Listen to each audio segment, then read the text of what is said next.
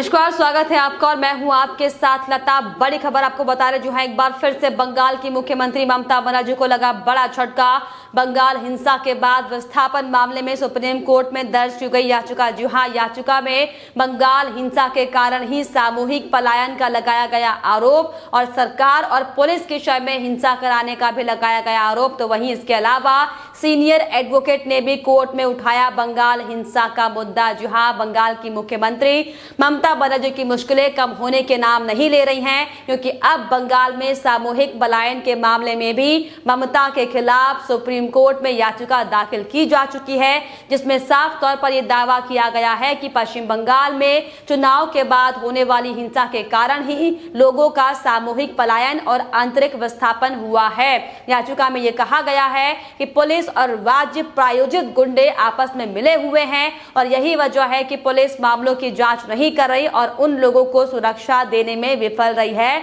जो जान का खतरा लगातार महसूस कर रहे हैं। याचिका में 1 लाख से ज्यादा लोगों के विस्थापन का साफ तौर पर दावा किया गया है। जहां इस मामले को लेकर सामाजिक कार्यकर्ता अरुण मुखर्जी और अन्य लोगों की ओर से एक याचिका सुप्रीम कोर्ट में दाखिल की गई है और अर्जी में यह कहा गया है कि पश्चिम बंगाल में 2 मई से हिंसा शुरू हुई है और लोग प्रभावित और प्रताड़ित हुए हैं। जो भी हिंसा के लिए जिम्मेदार हैं उन्हें पुलिस और राज्य सरकार की शह लगातार मिली हुई है और इसी कारण पुलिस पूरे मामले में चुप है। लोगों को इस बात के लिए धमकियां दी जा रही हैं कि वो केस दर्ज ना कराएं। साथ ही याचिका में यह भी कहा गया कि ये लोगों के अस्तित्व का मामला है। इन लोगों को दयनीय परिस्थितियों में रहने के लिए मजबूर किया जा रहा है, जो भारत के संविधान के अनुच्छेद 21 के तहत नागरिकों को मिले मौलिक अधिकारों का साफ तौर पर उल्लंघन करता है। जी हाँ, इसके अलावा याचिकाकर्ता ने यह भी आरोप लगाए हैं कि इस विषम परिस्थितियों में भी लोग आंतरिक तौर पर विस्थापित हो रहे हैं। लोग पश्चिम बंगाल राज्य में और राज्य के बाहर शेल्टर हाउस में रहने को मजबूर हैं। पश्चिम बंगाल में लोगों के इस तरह के पलायन से उनके जीवन के अधिकार का हनन हो रहा है, इनके मौलिक अधिकारों का खुलेआम हनन किया जा रहा है और ऐसे लोगों को पलायन के लिए मजबूर किया जा रहा है। इसके अलावा यह भी साफ तौर पर कहा गया कि केंद्र सरकार को संविधान के अनुच्छेद 355 के तहत अपने कर्तव्य का निर्वहन करते हुए राज्य को आंतरिक अशांति से बचाना चाहिए। राज्य में राजनीतिक हिंसा, टारगेटेड हत्या और बलात्कार आदि जैसी घटनाओं की जांच के लिए एक विशेष जांच दल टीम का गठन करना चाहिए। इसके अलावा विस्थापित व्यक्तियों के लिए शिविर, भोजन, दवाओं आदि के साथ ही पीड़ितों को उचित मुआवजा देने की भी मांग याचिका में की गई है। तो साफ तौर पर ममता बनर्जी के लिए यहाँ पर बड़ा झटका है। और इसके अलावा आपको बता दें कि सुप्रीम कोर्ट के जस्टिस विनीत शरण और जस्टिस BR गवई की बेंच के सामने सीनियर वकील पिंकी आनंद ने भी इस मामले को उठाया और ये कहा है कि पश्चिम बंगाल में चुनाव से संबंधित हिंसा के कारण अब तक 1 लाख से ज्यादा लोग वहां से पलायन कर चुके हैं। इस मामले में तुरंत कार्रवाई की दरकार है। लोग अपने घरों को छोड़कर शेल्टर हाउस और अन्य शिविरों में रहने को मजबूर हो रहे हैं। इस मामले में दाखिल अर्जी में केंद्र और राज्य सरकार को पलायन रोकने के लिए निर्देश जारी करने की भी गुहार लगाई गई है। तो साफ तौर पर जिस तरीके से एक के बाद एक बड़े झटके ममता बनर्जी को लग रहे हैं, एक बार फिर से ममता बनर्जी के खिलाफ सुप्रीम कोर्ट में बंगाल में जो लंबे समय से हिंसा का तांडव किया जा रहा था, इसको लेकर याचिका दाखिल की गई है। क्योंकि जिस तरीके से पश्चिम बंगाल में विधानसभा चुनाव खत्म होने के बाद भी हिंसा का दौर जारी है और लगातार हो रही हिंसा के चलते राज्य में लोग पलायन करने को मजबूर हो गए और अब तक आपको बताते चलें 1 लाख से ज्यादा पश्चिम बंगाल के लोग बंगाल छोड़कर जाने को मजबूर हो गए हैं। हालांकि ममता की मुश्किलें पहले से ही बढ़ी हुई दिखाई पड़ रही थी, क्योंकि 4 TMC के नेता जिनको लगातार ममता बचाने की कोशिश कर रही थी, उन्हें हाउस अरेस्ट किया गया है नारदा केस मामले में, जिसको लेकर ममता हालांकि सारे पैंतरे अपनाती हमको दिखाई दी थी, लेकिन अब जिस तरीके से एक बार फिर से यहाँ पर ममता बनर्जी को बड़ा झटका लगा है, ये साफ तौर पर कहना लाजमी होगा कि ममता बनर्जी की मुश्किलें कम होने की बजाय लगातार बढ़ती जा रही हैं और पिछले 2 महीनों से लगभग 1.5 महीने से ज्यादा का समय इस हिंसा के तांडव को हो चुका है। लेकिन ममता बनर्जी इस पर कार्रवाई करने की बजाय देखिए किस तरीके से नारदा केस में व्यस्त होती दिखाई पड़ रही हैं, किस तरीके से राज्यपाल पर हमला करवाती दिखाई पड़े। लेकिन अब आपको बताते चले कि अगले सप्ताह सुप्रीम कोर्ट में इस मामले को लेकर सुनवाई होगी, जिसमें साफ तौर पर यह माना जा रहा है कि ममता बनर्जी के इस उदासीन रवैये को लेकर तमाम सवाल जवाब पूछे जाएंगे और कड़ी कार्रवाई इस नदारती को लेकर की जाएगी। हालांकि लगातार ममता के होश पहले से ही उड़े हुए हैं, क्योंकि अब तक जिस तरीके से ममता बनर्जी स्वास्थ्य का हवाला देते हुए अपने टीएमसी के नेताओं को बचाने की कोशिश कर रही थी, हमने आपको रिपोर्ट भी दिखाई थी कि कैसे अब दिल्ली एम्स के डॉक्टर की निगरानी में नजरबंद नेताओं का इलाज किया जाएगा, जिसके बाद नारदा केस से बचने की कोशिश करने वाले आरोपियों के साथ बड़ी कार्रवाई की जाएगी, क्योंकि साफ तौर पर दूध का दूध और पानी का पानी एम्स के डॉक्टर करेंगे कि क्या वाकई इन तमाम 4 नेताओं को कोई स्वास्थ्य संबंधी समस्या है या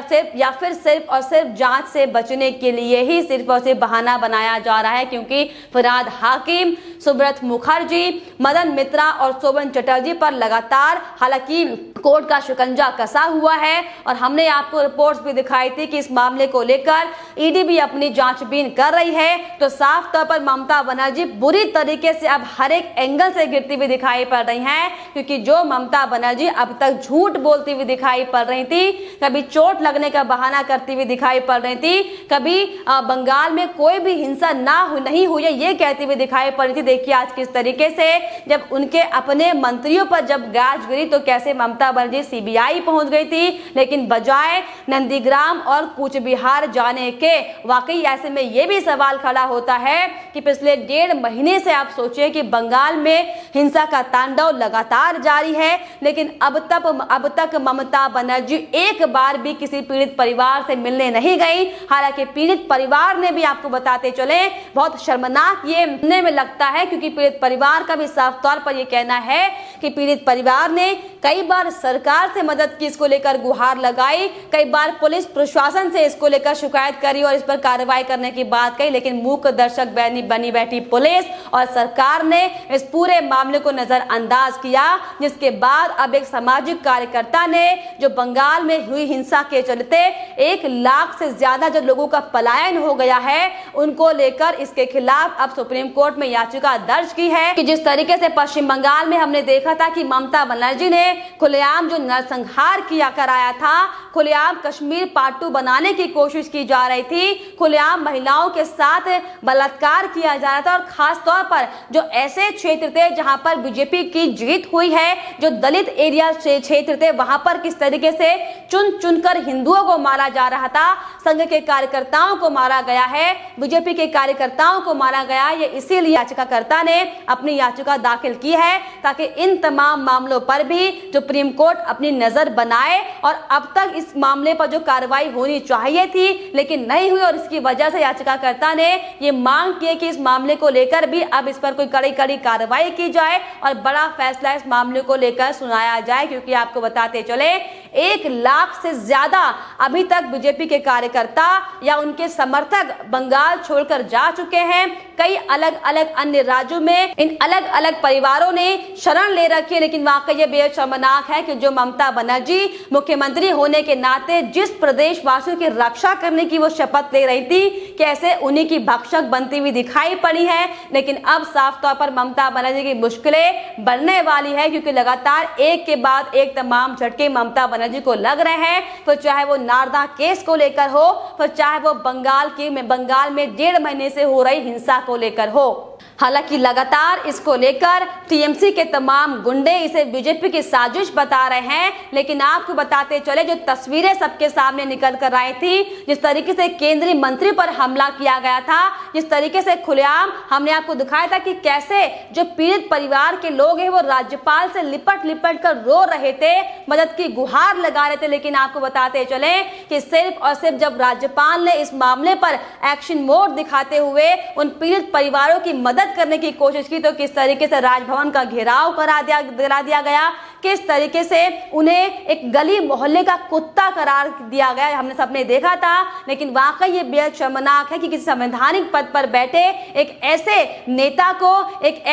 लेकिन वाकई ये बेहद शर्मनाक है जो लगातार प्रदेश की स्थिति को समझने की कोशिश कर रहे एक ऐसे प्रतिष्ठित पद पर लगातार ममता बनर्जी इस तरीके से हमले करवा रही हैं। राजभवन के बाहर गुंडों की फौज छोड़ी जा रही है, सीबीआई दफ्तर के बाहर खुलेआम उपद्रव मचाया जा रहा है। लेकिन अब आपको बताते चले कि जो एक एक कर्मकांड ममता बनर्जी के शय में किया गया था, किस तरीके से टीएमसी के गुंडे या यूं कहें ममता बनर्जी के पाले गए घुसपैठिए रोहिंग्या मुसलमान जो बंगाल को जलाने का काम कर रहे थे, अब इसका एक एक हिसाब किताब किया जाएगा। और अब तक जितने भी पीड़ित परिवार बंगाल को छोड़कर दूसरे राज्यों में शरण लेने को मजबूर हो चुके हैं, उनको लेकर अब इस मामले पर कार्रवाई की जाएगी, क्योंकि अब इस मामले को लेकर याचिका दायर कर दी गई है ममता बनर्जी के खिलाफ, जिसको लेकर सुप्रीम कोर्ट अब अगले सप्ताह इस हिंसा के बाद हुए पलायन को लेकर अपनी सुनवाई करने वाला है।